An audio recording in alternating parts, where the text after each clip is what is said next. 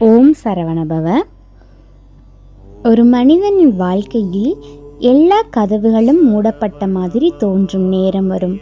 அந்த நேரத்தில் நம்பிக்கையே இல்லாமல் போய்விடும். அப்படிதான் நான் இருந்தேன். வேலை இல்லை, கையில் பணமும் இல்லை, வீட்டில் தினமும் பிரச்சனை. நீ எதற்கும் பயனில்லை என்று பலர் பேச ஆரம்பித்து விட்டார்கள்.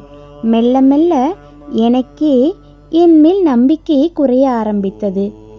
ஒரு நாள் இரவு என் அறையில் தனியாக அமர்ந்து அழுது கொண்டே முருகனை பார்த்து, முருகா, நீ உண்மையிலேயே என்னுடன் இருந்தால் எனக்கு ஒரு அறிகுறி கொடு.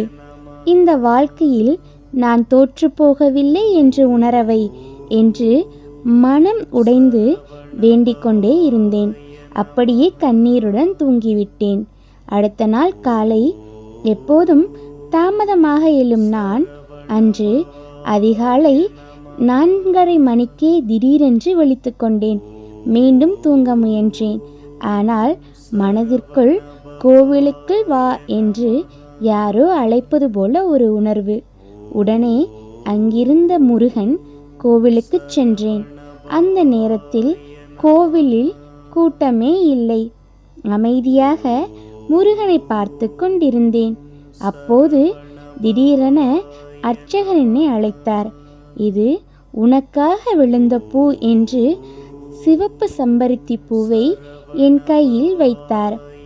அந்த நொடியே என் உடம்பு முழுவதும் ஒரு சிலிர்ப்பு ஏற்பட்டது.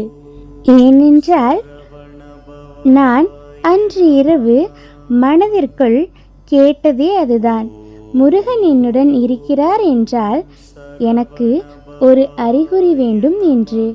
என் கண்களில் தானாகவே கண்ணீர் வந்தது. அப்போது அர்ச்சகர் என்னை பார்த்து சொன்னார், கவலைப்படாதே, உன் கஷ்டகாலம் முடிவுக்கு வருகிறது. வேலுடையான் உன்னை கைவிட மாட்டான் என்று. அந்த வார்த்தைகள் எனக்கு ஒரு புதிய உயிரை கொடுத்தது. அதன் பிறகு பல மாதங்களாக வராத வேலை வாய்ப்பு எனக்கு வந்தது. மெல்ல மெல்ல என் வாழ்க்கை மாற ஆரம்பித்தது. இன்று வரை நான் ஒரு விஷயத்தை மட்டும் உறுதியாக நம்புகிறேன். முருகனை உண்மையான மனதுடன் அழைத்தால் அவர் அமைதியாக இருந்தாலும் நம்மை ஒருபோதும் கைவிட மாட்டார். ஓம் சரவணபவ.